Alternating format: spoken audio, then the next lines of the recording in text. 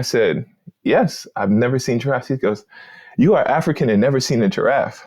And that really opened my eyes because at that time I looked at myself as an American person. I never really saw myself as an African outside of that.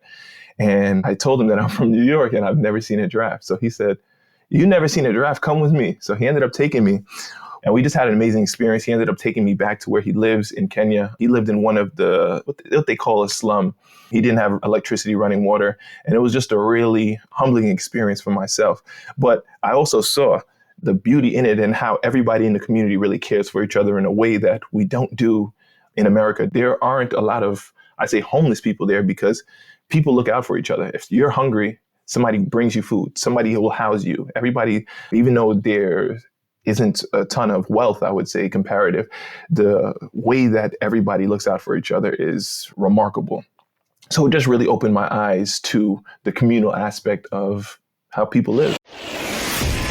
This is the Maverick Show, where you'll meet today's most interesting location-independent entrepreneurs and world travelers, and learn the strategies and tactics they use to succeed. And now, here's your host, Matt Bowles. Hey everybody, it's Matt Bowles. Welcome to the Maverick Show. I just want to start off by letting you know that I have recorded a free video training for you on stylish minimalist packing, which teaches you how to travel the world with carry-on luggage only without sacrificing fashion and style. Now, I have been a full-time digital nomad for over 10 years, and I go to beach locations and ski slopes and dressy nights out and local cultural events, and I never check a bag. And my carry-on includes a 3-piece suit, a professional podcasting studio, an espresso maker, a wine aerator,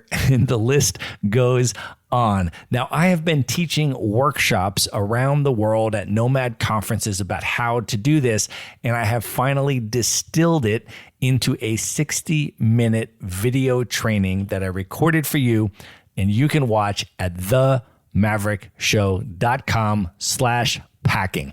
It's completely free. It's just going to ask you for your email, which will put you on to the Maverick Show's Monday Minute email newsletter list if you're not already subscribed.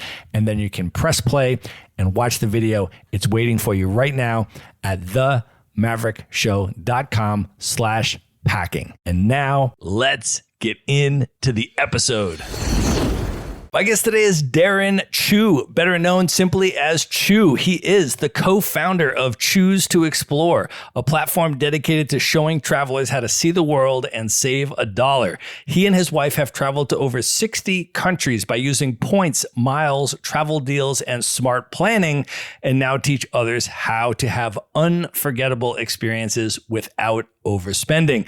Their YouTube channel has nearly 100,000 subscribers and almost 10 million views. He's partnered with brands ranging from Priceline to Wyndham Hotels to the Tourism Board of Puerto Rico.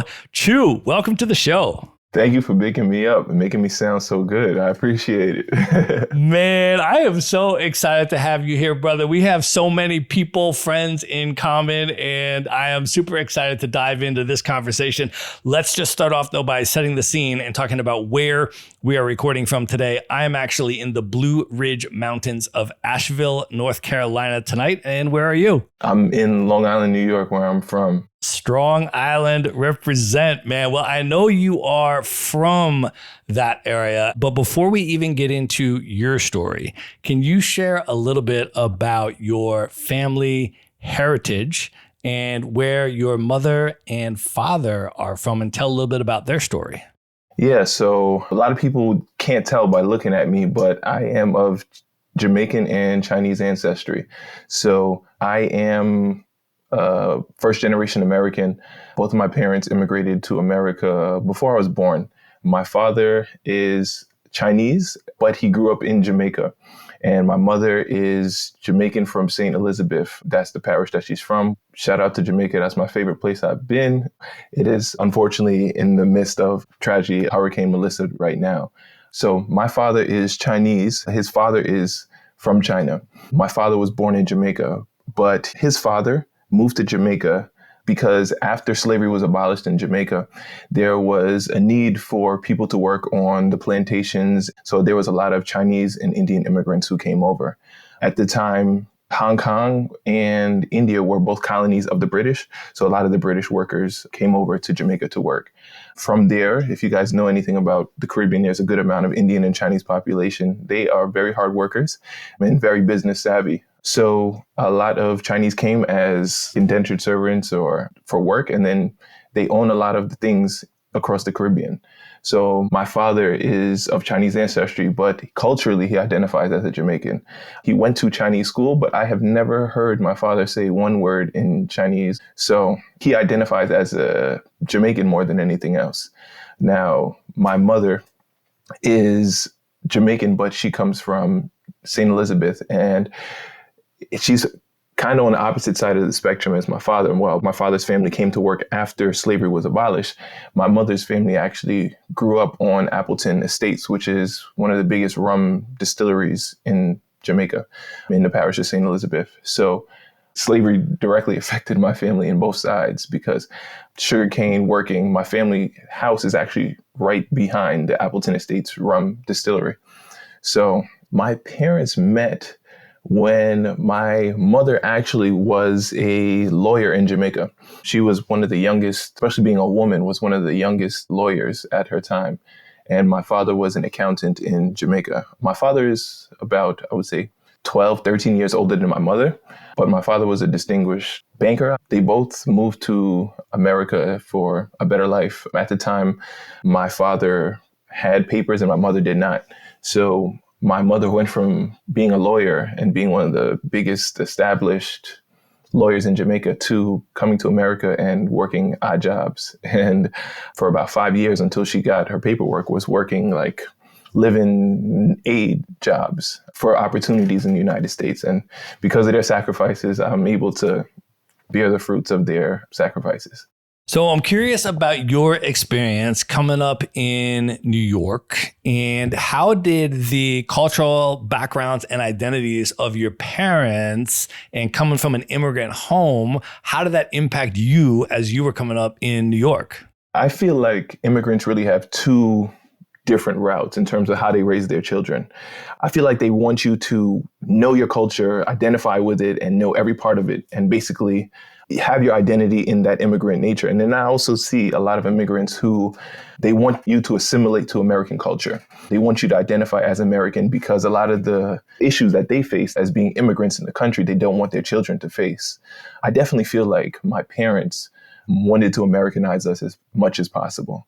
Even though I am of Jamaican heritage, of Chinese heritage, I identify a lot as being not just an American, but as a New Yorker. But New York is a unique place because of the diversity that it has. It's like nowhere else in the world because of the hot pot of people, of food, of culture. And that's uniquely New York culture. So I definitely would identify more as a New Yorker than anything else. And that bleeds through in a lot of things that I do, whether it's sports, whether it's music, whether it's dance, it's parties. New York is its own identity. So even when people ask me where I'm from, it's New York. And Absolutely. So when you went back to Jamaica as a kid, as you were coming up, what impact did that have on your identity and your connection with your Jamaican heritage?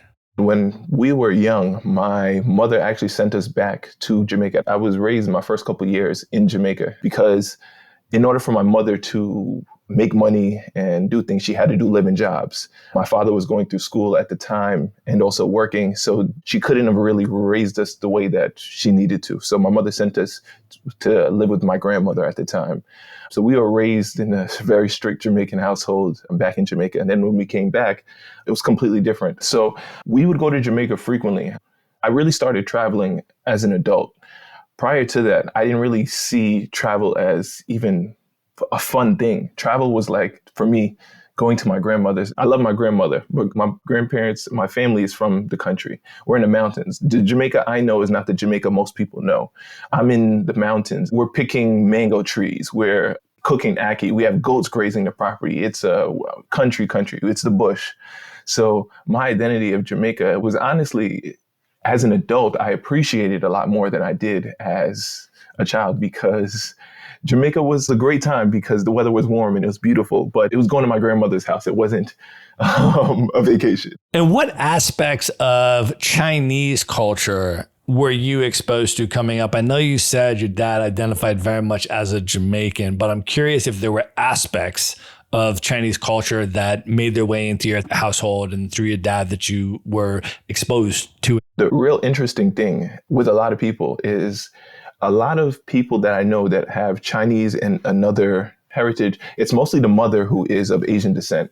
My father being the first male, a lot of that, especially in Chinese culture, should be passed down onto the first son. When I talk to my father about it, I joke with him a lot that he is not Jamaican, that he is Chinese. And here in New York, when there's a big Latin experience, a big Latin population, he goes to places and a lot of people confuse him as being Latino and Spanish. So a lot of people come to him and speak Spanish to him.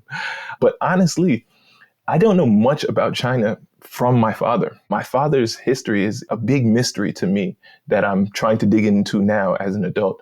I have an aunt who lives in Paris who is a historian, and a lot of the information that I'm searching for, I need to have a long conversation with my aunt to get, because she knows a lot about that Chinese side that I have not explored enough about. Well, I want to talk to you also about your experience coming up in the New York City area and playing basketball, man. Can you share a little bit about the role of basketball in your life, how that shaped you as a person? And also, for people that are not familiar, just describe some of the New York City basketball culture, because I know you have played in the Rucker tournament and some of the most iconic New York City pickup games and street ball, all of that stuff, man. So can you just sort of describe the culture and then talk about what basketball has meant to you in your life? For sure. Basketball was my first savior. Basketball did so many amazing things for my life that I'm so grateful for, especially being in New York. Everybody just plays. You just roll out a ball and you're there from sun up to sundown and just playing.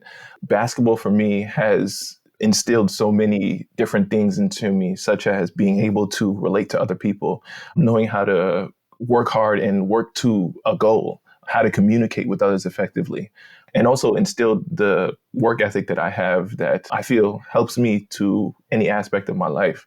But it's a uniquely delusional perspective that we have in New York, because every year we think that the Knicks are going to win a championship, and maybe this is our year, right? But it's always the Garden and New York basketball. You go anywhere you can play, but it's an amazing experience growing up here. And even now, while you mentioned a lot of people know me for my travel stuff and notoriety around it, when I'm in New York, a lot of people know me, but not because of that. It's because of my basketball stuff, which is amazing. Since you started traveling around the world, have you gotten into pickup games around the world and sought out basketball specific experiences in different places? Whenever I see people play, I'm going to play. Even if I don't have the right, I really am a minimalist traveler. So a lot of times I don't even have the shoes. So a lot of times I don't even have the shorts. I'm just playing in jeans and hiking boots. But there's places I've been, such as like Philippines, where basketball is everything. Basketball is for a lot of people. Soccer is in a lot of these places, but Philippines is an amazing experience. I played basketball every day when I was in the Philippines, actually. I was in Puerto Rico, and I ended up playing with a couple of people who play professionally in Puerto Rico. This was when I was just out of college, so I was a lot better and more active than I am now, but it runs deep. I interviewed a guy on the podcast named Simone Vincenzi, who's Italian, as you can probably guess by the name, but he played semi-pro in Europe, and he's now a world traveler, and him and his wife travel all around. And one of the things that he does as an intentional cultural immersion experience in each of the places that he goes is he seeks out a pickup game. And there is an app that he put my listeners onto that you can download called Courts of the World. And anywhere in the world you go, it will rank the best pickup games in that city. You can go. And so he will go and try to join in to the best pickup games. And he has experiences all over the world, from Asia to South America, to all these other places, playing pickup. And that allows him a very local, immersive way to connect with local people. Oftentimes they don't speak the same language or any of that. But obviously, as you know, if you're on the basketball court, there's a level of connection there. And by the time you're done playing half a day of pickup hoops with people, everybody's tight and you're all going out together somewhere. And that's like his way to immerse in these cultures. So it's a cool thing. But I know that you played in college, and then after college, I would love to hear a little bit more about the beginning of your world travels, because I know that started with you going to visit teammates that were playing around the world, right?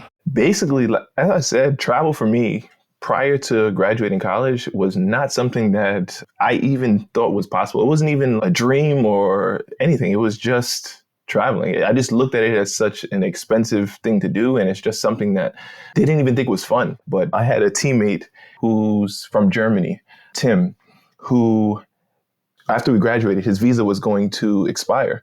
So he said, "Do you want to go to San Diego?" So I said, "Okay, I'll go with you." And it was one of my closest teammates. So it was just me and him. And this is my first time traveling as an adult. I had 2 big suitcases, a book bag, and we didn't plan nothing. That's how a lot of guys travel. So we didn't plan nothing. We just were like, all right, let's go. Bought our ticket. And then I realized I was getting out of my comfort zone. My first time ever staying in a hospital, meeting people from all over the world. And it really just opened my mind. From there, having these experiences, a lot of my friends went on to play professional in different areas. And I just started, okay, well, if I could find a flight to go over there, I could stay with them and going places and just being immersed in the new places. And it just kind of really opened my mind, where at the time, right after college, I was working in a restaurant, and I ended up getting fired from 3 different restaurant jobs because I kept just taking time off. My lifestyle started becoming obsessed from that moment. So what were some of those places where you went and you visited a teammate, crashed on the couch, and had a local experience? I mean, any particular ones that stick out or highlights that really impacted you? I went to Amsterdam. I was in Germany. I was in Stockholm, Sweden. I was all over in Europe. A lot of them went over and playing in Europe. And it just was crazy to me, these experiences that I was able to have. I wasn't really spending no money. I was spending less money traveling with them, crashing on my couch, than I was back home. It was mind-boggling to me. So just kind of opened my mind. Well, you definitely pursued the travel, and I want to go on that journey a little bit with you. So after you're staying in all of these amazing cities in Europe and having these experiences, and all of a sudden you realize, oh, I can do this a lot less expensively than I thought. I want to ask you about your first trip to the continent of Africa, because I understand that was also to go and meet a friend there. Can you tell that story and where you went and what your very first impression of the continent of Africa was like? At that time, I did a lot of European travel. And while it definitely did get me out of my comfort zone, a lot of things were very similar from what it was in the United States. But being in Africa was the first time that I really opened my eyes to things that you can't comprehend being different, that are different. I had a friend that I went to college with, Christine, who was one of my really good friends, still is one of my really good friends, and she was doing Peace Corps in Zambia. And I remember my senior year, her telling me that she was going to Zambia, and I never even heard of Zambia. So I was just like, okay, have fun in Zambia. She said she was on an assignment for 3 years. And then once I started traveling different places, I said to her that I'm going to come visit her. She didn't have any friends that came visit her. So I said, you know what, I'll really go. So I looked in, I found a relatively affordable flight at the time to go to Zambia with a stop in Kenya. So I went and visited her. My first time on the continent is going to be in Kenya. I had a 20-hour layover. So I said, all right, I'm going to get out the airport. I'm going to explore. I didn't know I needed a visa at the time. I got a visa process. What they also told me is that I needed to have a yellow fever shot. I didn't have a yellow fever shot. So my first experience in Africa, they gave me a yellow fever shot. It's supposed to be backdated 10 days. The staff said, if you want me to backdate it 10 days, just buy me a Coke. So I bought her a Coke and she gave me a yellow fever shot. I paid maybe $6 or $8 for the yellow fever shot. When I went back home, I realized that to get a yellow fever shot in the United States is like $300-$400, and they don't even carry it in most clinics. So I came out amazing. And also the yellow fever shot is also good for life where I got it. So it was amazing. So when I was in Kenya, I had a quick itinerary of things that I wanted to see in my 20 hours. On my way there, I stopped and asked the person where the giraffe center is. So I asked the person, he said, you want to pay to go see giraffes? I said, yes, I've never seen giraffes. He goes, you are African and never seen a giraffe. And that really opened my eyes because at that time I looked at myself as an American person. I never really saw myself as an African outside of that. And I told him that I'm from New York and I've never seen a giraffe. So he said, you never seen a giraffe? Come with me. So he ended up taking me. We still went to Giraffe Center. He told me, don't say a word. And he went there. He gave me the local rate. I think it was like $10 or $20 for a foreigner, but it was $1 for a local. I paid for him and myself to go. And we just had an amazing experience. He ended up taking me back to where he lives in Kenya. He lived in one of what they call a slum. He didn't have electricity, running water. And it was just a really humbling experience for myself. But I also saw the beauty in it and how everybody in the community really cares for each other in a way that we don't do in America. There aren't a lot of, I say, homeless people there because people look out for each other. If you're hungry, somebody brings you food, somebody will house you. Even though there isn't a ton of wealth, I would say, comparative, the way that everybody looks out for each other is remarkable. So it just really opened my eyes to the communal aspect of how people live. Kenya is such a special place, and Nairobi is one of my very favorite cities in the world. I've been back a couple times. I've spent probably 2 months just living in Nairobi. And it's interesting because I tell people the only place outside of Nairobi that I've been in Kenya is I did do a safari in Masai Mara. But other than that, I literally haven't even been outside of Nairobi because I love the city so much.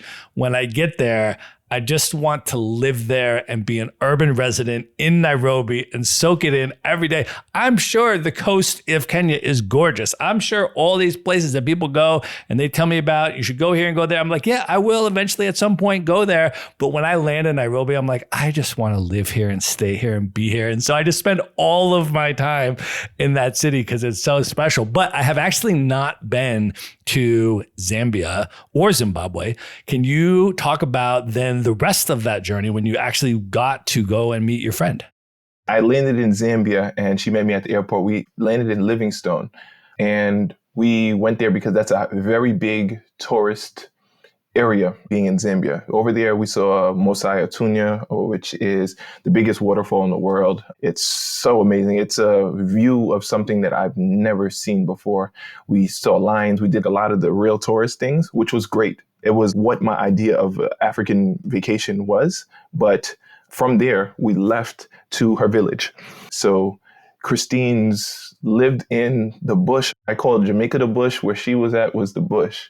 We ended up taking 4 buses. We hitchhiked. We rode bikes. To get to where she was a journey in itself. But when we got there, I stayed with her. It was an outhouse, which I was used to at the time because in Jamaica, we also had outhouses. But there was no running electricity. It was just a unique and amazing experience. That time really gave me appreciation of the way that people live and how the communal aspect. Christine at the time was working as, I believe, an English teacher or doing some things with business in the community. But during the time, I actually helped make I want to say they were pigs, and I made a pig pen. We were digging in the gravel. And I thought at the time I was a pretty fit person. I was just coming out of college basketball, but I was working with a guy who, he was wearing a LeBron James jersey. He didn't even know who LeBron James was. And I kept calling him LeBron and he had no idea who I was talking about. But seeing how hard he worked and the sun being so hot, it was an amazing experience, life-changing. Well, I also want to ask about your experience on the other side of the continent in West Africa. Another one of my very favorite cities in the world is Dakar, Senegal. And I want to ask what your experience was like traveling to Senegal. Senegal is an amazing place. I actually traveled with a bunch of my friends, and one of my friends that I went with is a local from Senegal. So I got a real local experience, and it was one of the most amazing experiences that we had. He drove us around. Prior to that, I went to Egypt and I saw crazy driving, but Senegal was actually also very crazy and aggressive in the way that they're driving. And that's coming from a New Yorker where I'm used to crazy driving. But Senegal, Dakar is an amazing place. It has so much diversity. The food is amazing. The people are amazing. Luckily, I had a friend who speaks the language. So he really navigated and made it a lot easier for me. He spoke Wolof as well as French, because I could imagine being a foreigner and just having a difficult time getting through there. But it's such an amazing place there, seeing the culture, seeing the heritage. They have deserts here. They have water. The city is amazing. It's beautiful. And they fly directly from New York. So that was even better. Yeah, I've gone back to Dakar 3 times. I've spent probably a total of 3 months there, and I've just had such unbelievable experiences every time. I was actually there in December of 2022 when Morocco was making their run in the World Cup, and the whole continent was just going wild. And it was amazing because in Dakar, as you just mentioned, it's diverse and there's immigrants there from elsewhere around the continent. And so there's a Moroccan immigrant community that lives in Senegal. And so, of course, we find the place where the Moroccan immigrant community is going to watch the World Cup games, which was at this amazing Lebanese restaurant in Dakar. And so we would go there to watch all of these games with them. And then we'd come out and they'd win. And then the streets would just be wild and it would just be going crazy. And it's just so amazing. But there's so many incredible aspects of Dakar. I mean, it's right on the ocean and you have all the Senegalese surfers coming out at dusk and the sun sets every night. And it's just so beautiful and the people are so delightful. And I'm really glad that you got to have that local immersive experience there. For sure. So you also mentioned that you spent some time in Egypt. As you know, Chew, I lived in Cairo for 9 months, man. So I am always super interested to hear people's Egypt stories, their Egypt impressions, because it is a wild place, man. So tell me about your experience in Egypt. So Egypt is a unique, crazy, hectic place, which I love. At the time that I went, my roommate was actually Egyptian. And because of that, he helped me navigate. But I've also been to Egypt solo as well as another time, most recently with my wife. Now, Egypt is hectic, and I got to say, I respect the hustle of Egyptians. A lot of people give Egypt a negative rep because of the hustle culture, but I love it. Especially as a New Yorker, I love it. So my first time there, I took public transportation, walked everywhere. And my biggest takeaway from this trip to Egypt really was how everybody loves Jamaicans, you know? Like, what's crazy to me is Jamaica being such a small country in the Caribbean. Everybody, when they see me, they call me Rasta. They say Bob Marley. They show me love everywhere I go. And it could be that they want me to buy something, but they really show me love. But I had one of the craziest experiences. I took public transportation through Egypt. And this was the first place that I went to where I was like, wow, it's affordable here. Really, really affordable. I took a train from Cairo to Aswan, which is a 10 to 12 hour train ride. It was amazing. I got to ride right next to the Nile River. The allure of the Nile River, hearing about it growing up was an amazing thing, seeing the sunrise over the Nile. But one thing that I also realized is that when you go to certain places, you should not drink the water. So I had an issue where my friend told me not to drink the water. So I was really careful about it. But one thing that you don't realize is that a lot of people wash cups and plates with the tap water. So I had a sugarcane smoothie and I went on a train and I was in Aswan heading to Luxor, which should be about a 3-hour train ride. And what I didn't know is that, okay, in the United States, a lot of trains will have first class, second class, third class, public, whatever it is, all on one train.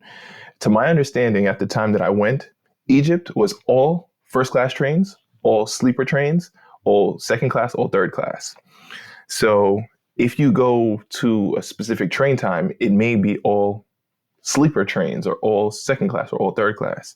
My way from Cairo to Aswan, I took a second class and I was like, this is pretty good. I would believe my ticket was $5, maybe $7 for that 10-hour train ride, which was crazy to me. So I got to the train going from Aswan to Luxor and I said, the only train left for the night was a third class train. So in my head, I'm thinking second class was pretty good. How bad can third class be? Especially if I wanted to go, especially if I wanted to make my trip to the night. Well, listen, I took the third class and this was the worst thing I think I have ever experienced. Everybody smoking cigarettes, everybody standing, you know, like where you put your bags up top. There was people sleeping up there. There was no seats. It was the filthiest, dirtiest, nastiest train ride. There was no lights. So I got a seat. I put my bag on my lap, and I'm like, all right, I got to keep my bag on my lap because I don't want to leave it anywhere because I know somebody's going to steal my bag. But that sugarcane smoothie, it got me. So I'm in the train, and I'm looking for a bathroom. I'm on a third class train. I'm looking for a bathroom. There's no lights, and I'm asking people, where's the bathroom? Third class train, what I realized that a lot of people don't speak English because a lot of them are locals. So the guy keeps telling me it's over here, but I can't find it. I turn to find out the bathroom is a hole in the ground. It's like somebody took a pitchfork and just kind of put a hole in the ground, and that is the restroom. Now that sugarcane smoothie got to me, and I had the runs. I only had a bottle of water, and there was no sink, there was no toilet paper, there was no nothing. And I had the runs, and it was running right through me. I ran out of water out of my 2-liter bottle of water after I used the bottle of water as my bidet. And the last thing that I had was a mango box drink. So the mango box drink ended up having to be my bidet while I was on the train. It was just a nasty, horrible 3-hour ride. I remember checking in. It was like 3:00 in the morning when I got there. And I was so happy to actually see a hotel with toilet paper and an actual hand bidet. And it was definitely a humbling, interesting experience. And I laugh it off now, but it was not funny at the time. Well, I know you have been to Nubia a couple times. You just mentioned coming from Aswan. And for people that have never been to Nubia, which is part in Egypt and part in Sudan, I have been as well down to Aswan and stayed in the Nubian village with the Nubians. Some of the kindest human beings I have ever met in my entire life. I had such an amazing experience in Aswan. But for you, after spending time in Cairo and Luxor and so forth, when you got down there to Aswan, what was Nubia like? What was your experience like with the Nubian people? It's so interesting to me because going to Nubian village and exploring Aswan was so amazing because they looked at me, they came to me speaking their language. They were so excited to have us there and calling me my brother. And it was a warm welcome, I would say. I mean, they're still haggling. They're still trying to get you to buy things, but it was such like a homecoming. It just was like a warm place to be. It was bright. It was colorful. They were so kind. In Egypt, I feel like a lot of people generally will do things because they want you to tip them or they want something from it. But in Aswan, it was people just super excited to show you the beauty of where they're from. I mean, it was just so amazing, especially being a Black person going to Nubia and learning about their heritage, their culture, and them also embracing you there was just an amazing experience. Well, you mentioned Jamaicans getting a lot of love on the continent. Have you been to Ghana or Nigeria yet? I have not. Those are two places that I know I need to get over there. Actually, interesting thing about slavery differences between Jamaica as well as in the United States. One thing that was a tactic in the United States to diminish uprising and things to separate the Black household. So you have a lot of people who do not know where they come from in the United States because they were separated from their families. And the storytelling and all these things were not able to be passed down because generation to generation did not exist through slavery in America. But in Jamaica, a lot of families were kept together. So when 23andMe and Ancestry.com, when all of these things came out, I wanted to do one of those for my mother. But my mother says, it's a waste of time. Why would you do that? Because I know where I'm from. She says that she knew that her grandmother's grandmother remembers being in Ghana, present day, being taken from there and brought to Jamaica.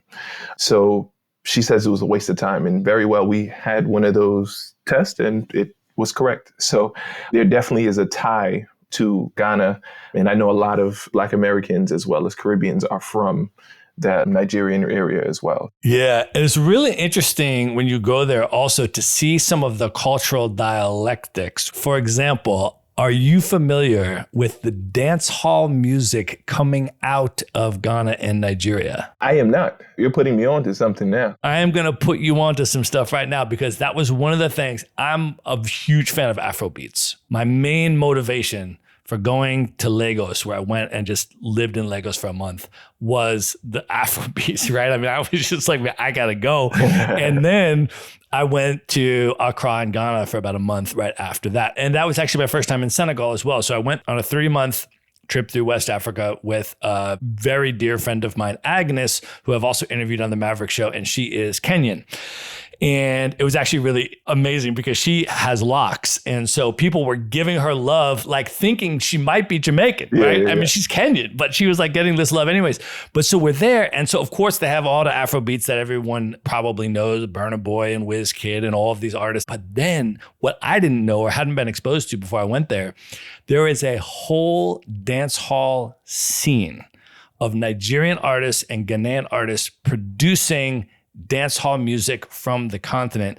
And this is some of the most prominent, popular stuff. So for example, I went to Deti December in Accra in December of 2022. All of the A-list Afrobeat artists are there. Burna Boy is there. All of these people are performing there, okay? And it's 2 nights. The event was Afro Future is what it's called, the musical event there. It's 2 nights. Burna Boy headlined one of the nights, okay? Who is going to headline the second night? Remember, the entire slate of all the A-list Afrobeat artists that you've heard of are all performing. Who gets the second night headline? A Ghanaian dance hall artist named Stonebwoy. Now, Stonebwoy, I had heard of, and I knew his music, and I thought it was absolutely apropos that he get this in Ghana, because the way that I had heard his music was, I told you I spent the month in Lagos in Nigeria, right? So I'm there for the month and I'm Shazamming every song that I hear in the Uber, in the mall, walking down the street, in the restaurant. I'm Shazamming every song. By the time I leave Lagos, I have the playlist. So then I go to Accra and I go out to the club in Accra and I'm like, we're going to know every song. We just spent a month in Lagos. Bruh, we didn't know a single song. But all the songs are completely lit and people are going wild. And so I start Shazamming those songs and I start looking up these artists. And of course, they're all Ghanaian Afrobeat artists. And they're playing all this stuff in Ghana. And so as I'm watching the crowd in the club react to the songs that they're playing, a DJ throws on some song. And I had not heard any of these songs, but the DJ would throw on a song. And for the songs where the crowd goes wild, the song comes on and the crowd just goes nuts. I was like, what song is that? Right? And you Shazam it. And then I look it up. And that night, the DJ probably played 5 different songs by Stonebwoy. And every time he played one of his songs, the crowd just goes wild. So I looked this dude up. So then I started going through his whole catalog. At this point, Stonebwoy has done collabs with Beanie Man. He's done collabs with Sean Paul. He's that level where the Jamaican folks are collabing with him and stuff. And so now there's like this really incredible cultural and musical dialectic between the continent and Jamaica, which is just amazing to see. And then Stonebwoy was the headline. Him and Burna Boy were the 2 headlines at Deti December in 2022. And it was just amazing to see how much love that genre of music got. It was super special. I could only imagine. I have a lot of friends that went to Deti December, Afro Future, all of these events, and just seeing how the party doesn't start till 2:00 in the morning and their whole trip is party, nonstop. I couldn't even imagine what it is. So that's definitely an experience that I need to have. Yeah, it's wild, man. It's a super incredible and special experience. I want to ask you also about some other regions of the world that you've traveled to. I know Central America is a place that I have heard you talk about a lot, places like Guatemala, Nicaragua, El Salvador. Can you talk a little bit about the time that you spent there and the impression that that region made on you, and maybe some highlights, some of the memories you have from going and spending time in Central America? Latin America, particularly Central America, is an amazing place. It's one of my favorite places in the world. It's close by from the United States. It's super affordable comparatively. There's so many different things to do. The culture is amazing, and it really helps me with my Spanish. A fun fact about me that a lot of people don't know is that I'm pretty good in my Spanish. When I go to a lot of Latin American places, I pretty much speak Spanish the entire time that I'm there, which helps. And that's one of the reasons why I keep going back. Now, Guatemala, I love because a lot of the indigenous from Guatemala are from that area. So you see a lot of people in traditional wear, and a lot of the cuisine is traditional cuisine. And it's just beautiful in that sense. One thing that I went to with my wife, I think this is the first trip that we went to internationally, was Guatemala. It was after she graduated pharmacy school. And we went to Guatemala, and a place that I love is Semuc Champey, which is deep in the mountains. It's a greenish turquoise-ish running waterfall. Everything around it is misty. It's a really cool, unique experience that we had. And we did it before a lot of people were doing it. So before social media was really hyping everything up, it was so amazing. Nicaragua, as you said, is probably my favorite country in that region because the diversity of the country relatively to the other countries in that region. It's a huge country. We volcano-boarded down there, where we literally hiked up a mountain, got on a surfboard, not a surfboard. Volcano board? Yes, a volcano board. And we literally went right down the mountain. It was an amazing experience. To my knowledge, that's the only place in the world that you can do that. It has great beaches, the volcanoes, the lakes. It's an amazing experience. We had ATVs through there, and I definitely recommend people going to Nicaragua. And El Salvador was a great place too, because in New York, actually, a good amount of people here are from El Salvador. And it's amazing. One thing that in my line of work, I'm a physical therapist, and a lot of the patients that I work with, it's so great to tell them that I've been to their country and can relate to them about the places that I've been to, because a lot of them left their country for whatever reasons and have not been back to their country. And one place that is like that is El Salvador. And El Salvador gets a lot of rep because of their history with gangs and gun violence, and the way that the country has transformed itself to being one of the safest places that caters to tourism is amazing. Salvador, the food is great. It has amazing surfing places. It's affordable. They use Bitcoin as currency. That's so interesting, man. Yeah, I went down there. I was in San Salvador for about a month in 2022, just posted up, rented an Airbnb for a month, and you're using Bitcoin to pay for coffees at the coffee shop and stuff at the restaurant. I mean, just as like a regular currency from your phone, it's literally quicker than using a credit card. It's totally wild. I was doing it just because I could for the experience. So yeah, it's such an amazing experience, and the way that people embrace each other and show love and love seeing you. In the region though, what I would say is, especially my experiences as being a Black person, a lot of people obviously look at me and know that I am not from there. But in Latin America, they really embraced me, especially because I did speak the language as well, which really helped me tie deeper to the people and the culture and have a deeper experience. Well, Chew, you and I are about to hang out in person in Rio de Janeiro in Brazil. We're going to be at the Black Travel Summit. Big shout out to Anita Moreau. Shout out to Romy Robertson. Shout out to Martinique Lewis, the amazing team that puts that on, puts it together. I know it's not your first time in Rio either. You have been before, and you probably, I think, love it as much as I do. So let's start off with maybe Black Travel Summit. If you want to talk a little bit about your connection with that amazing community, but then also, man, talk about Rio. For people that haven't been to Rio de Janeiro, why is it so special to you? Black Travel Summit is an amazing platform where they really highlight not only Black experiences, but Black history and help navigate places. And it's just an one thing shop for Black experiences through traveling as well. So I'm blessed to actually be one of the speakers at the conference. My wife and I are actually nominated for Creator of the Year on that platform as well. So we're super excited for that experience, to link with a lot of people who we haven't met before, like yourself. It is going to be an amazing experience. And the funny thing about traveling is, even though we're so far and people are always so around the world in places, it's really only one flight away to get to people and see people. So that's what I love about our niche of networking in people, is that you just meet up like, oh, let's go meet up in Rio. You know what I mean? That's it, man. Yeah, talk about Rio. For people that have never been, the first time you went to Rio, what was the impression of the experience like? So let me preface this by, prior to going to Rio, I probably have been to about 50 countries before going to Brazil. And a lot of people told me, I know you travel to a lot of places, but just be aware of where you're going to with Rio de Janeiro. They were telling me a lot about crime, a lot about poverty, and a lot about things. And I don't want to undermine that. But I do want to say that the city is so much more than that. The city has everything that you can imagine.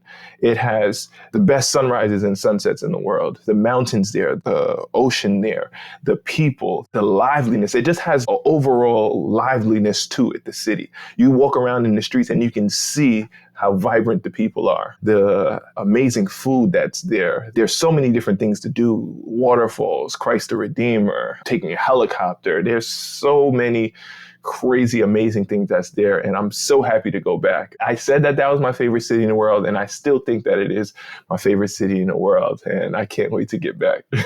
Bro, I'll tell you this, man. I went there my very first time was about a decade ago, 2015. And I went for 2 months in Rio. And I did not leave Rio to see any other part of Brazil because I was like, I don't believe that it is possible for anything to be more amazing than this.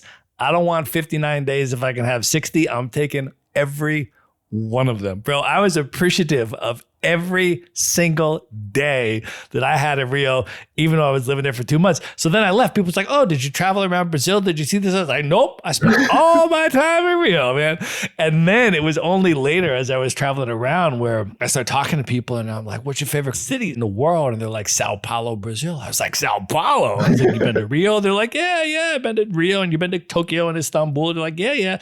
And so then I was like, oh, okay, I got to go back and see Sao Paulo. So then I went back and saw Sao Paulo. I was like, okay, got it. All right. And then I went back and saw some of the northern beach towns. And then I went back and saw Salvador de Bahia and those kind of spots, which are all amazing and they're all special. And Brazil is so huge. Yeah. I think it's important for people to understand that 50% of the human beings that live in South America live in Brazil. Like that's like half the continent. So the place is absolutely massive and has all of these really, really special places. But I am so excited to get back to Rio. And I was like, okay, I'm going for Black Travel Summit. And if I'm going to Rio, I'm staying for at least 5 weeks. So I am in Rio for 5 weeks. So if anybody wants to come to Rio between now and the end of the year, I will be there. I'm so jealous of you for that. I mean, when we created our video in Rio, I think it is our video that did the best in terms of our platform, in terms of views and people. I said that it was my favorite city in the world in the video. And there's a lot of Brazilians who are appreciative of the video about how I showed it from a different perspective than they're used to seeing. And what a lot of people told me in that same vein is that there's no way that can't be the best city in the world. It's not even the best city in Brazil. So all these people were telling me, I need to go here, I need to go there. And on this trip, when we are going, we're actually visiting other regions. We're going to Iguazu, we're going to Salvador Bahia, and we're spending some time in Sao Paulo. So we can have a little more diverse perspective on it. Last time we went, we only had 5 days and we were blown away by just Rio. So we're more excited to explore more regions and see more. And one of the best things too is a lot of people are bummed that now Americans have to have a visa. But I was super excited when I found out that it's a 10-year visa. 10-year visa, bro.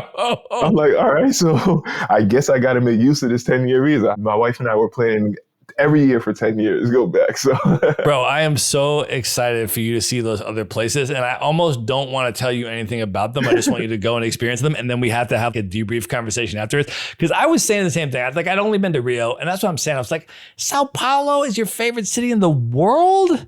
I'm like, and you've been to Rio? Like, explain that to me. And they're like, well, imagine if you'd been to LA or Miami and you're like, oh, these cities are completely epic.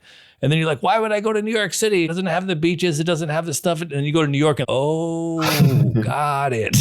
I see what's going on here, right?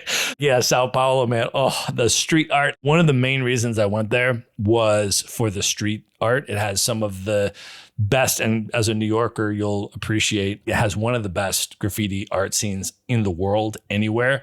I literally booked an all-day private graffiti art tour because the city is massive. I mean, it is significantly bigger than New York City. There's like 20 million people in Sao Paulo. And so all of these different sections of the city you can go to. And so I was just, all right, I'm taking a full day tour in a car with a private graffiti expert, and they're going to take me around and show me this stuff. And it was amazing because like they were able to take me to these spots where you cannot get to. They would drive up in the car and we're coming around the curve and they're like, all right, I'm going to slow down. You jump out, jump over the railing, and then you can stand over there and take these pictures and stuff. I'll loop back around and then you come jump back in the car. I was like, okay, done. I was all over Sao Paulo, man, looking at that. And the culinary scene is just completely bonkers. And I know you've been to Japan, and if you go to Sao Paulo, you will see there are massive communities from places like Italy, from places like Japan. It's like all the best culinary countries in the world literally just brought their food to Sao Paulo. And so it's one of the most incredible. If you are into food at all, this is one of the best culinary scenes anywhere in the world that you will see. And then the nightlife is just next level. So when you start spending time there, you're like, okay, got it. This city is completely electric and epic on all these levels. And then of course, Salvador, and on and on. I mean, they all have the really special, really significant, really amazing things about them. And so I'm really glad you guys will get to see that. We'll definitely debrief afterwards, my man, because I want to hear your impressions. I'll be watching your videos. Now that we have this connect, I'll get the behind the scenes take on this stuff in advance. For sure. I'm looking forward to it. So you have the Caribbean heritage from Jamaica. I know you've also spent time traveling around the Caribbean and going to a lot of the different other islands. I want to ask you about your trip to St. Vincent and the Grenadines. I've actually been there, and it is a lot less touristy than so many of the Caribbean islands. And I just remember it being insanely beautiful. I think they shot some of the Pirates of the Caribbean film scenes there, but it was a very short trip and it was a while ago. But I would love to hear, what was your impression of St. Vincent? Honestly, this is the thing about being in New York. You have people, especially Caribbeans, like you have a lot of Caribbeans from all over. So I have heard of the island of St. Vincent and the Grenadines because there's a lot of Vincy people here in New York. But it's a very under touristy country. So I literally just went there because I saw a cheap flight with JetBlue. So I bought the ticket, and after doing some research and looking into it, I really blew me away. And I was wondering why more people don't go here. We went there, and at all the different tourist places to go, it was literally just my wife and I, which was great. But the people there, the food there, the adventures, is just amazing. But we went to a beach called Wally Labu, which, as you said, Pirates of the Caribbean was actually filmed. There's a Pirates of the Caribbean rock that's right around the corner there. The things that I do for you guys and YouTube, getting great videos, I ended up flying my drone around because I couldn't see the rock from the beach. I flew over there, and every time I went around the corner to the rock, my drone cut off. I couldn't see the screen, but I knew the shots that I was taking. Basically, I'm flying a drone, and then my wife is watching the drone, and it literally just starts streamlining straight down into the ocean. We're in the middle of the ocean. My first reaction, I had my Ray-Ban Meta glasses, so I threw my glasses off because I didn't want to get those wet. I threw the controller down, and my wife and I just start swimming. I don't know where the drone is. I don't know anything. My wife said she saw it over there, so I just start swimming. And then after I realized that I can't even see because it's salt water in my eyes, I can't open my eyes. I'm like, all right, let me come back and let me start coming up with a strategy. I start looking on the beach, and there's my wife and I and one person just sleeping on a beach. So I'm there sleeping. I see the guy sleeping on the beach. I see two boats here. I'm like, maybe one of these boats is this guy's. Maybe he can help me look. So I'm trying to shake the guy. I look at the guy. He's kind of intimidating looking. He's full of tattoos. He got a teardrop tattoo. I'm like, oh man, I'm about to try to wake this guy up from his sleep. I shake him up, and he's kind of like, so I finally get him to say like, hey, do you have a boat? He tells me, yes, I got a boat. So he's like, no, I can't help you. I don't know what you're saying, but he's still in his sleep. I finally get him to start answering questions, and he tells me, yes, he has a boat and that he'll help me. So I'm like, all right, he's going to help me. We're going to go on a boat. I don't know which boat is his.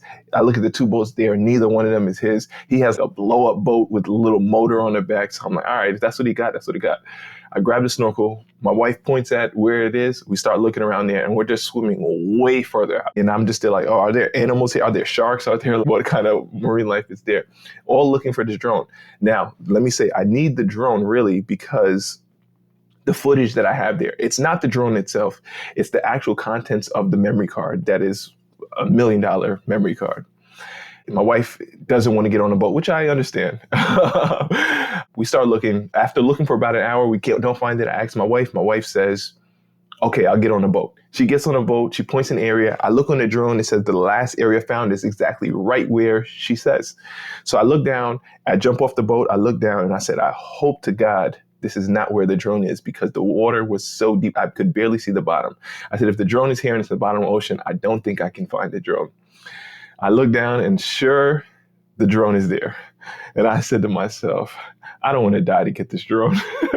But I said, the worst thing that can happen to me is I see the drone and I don't get it. I'm talking to myself, there's no way I could be that much of a punk to not get my drone. I see it and I just leave it, you know?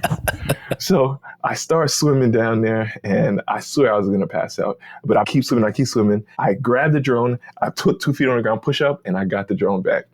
So I got the drone, and basically the guy, his name is Mark, gives me the most amazing experience I've probably ever had traveling, where my first impressions of him, just looking at him, it was not a person that I would have engaged into, especially with my wife. And he ended up being so kind. He ended up showing us, we went to the Pirates of the Caribbean Rock. He had fresh fruits that he had on his boat. He ended up showing us the views from the water. And one of the most amazing experiences in St. Vincent, culturally, I mean, one of the cities, there's a place called Barrowley, where they do blackfish hunting. I didn't know what blackfish were, but my Vincent friends from New York told me go to this place and try to learn about blackfish hunting. I went there earlier in the morning and they were not trying to give me information like, who is this guy? Why is he asking about blackfish? But the guy, Mark, that I met actually is from the area where they go blackfish hunting. So they actually caught a blackfish. I found out that blackfish is a pilot whale. They caught one that day. They just brought it on the shore. The whole community gets involved in it. It's more than just a shark that they caught. It's actually a whole experience. There's people that are barbecuing. The women are going there, taking out the lard, and then they're draining it. It's a whole cultural experience that I got to have that I wouldn't have had unless my drone crashed. And my preconceived notions about people and about doing things was totally blown out the water when I had this. And it wouldn't happen without my drone crashing. All right, we're going to pause here and call that the end of part 1 for direct links to everything we've discussed in this episode, including all of the ways to find, follow, and connect with Chew.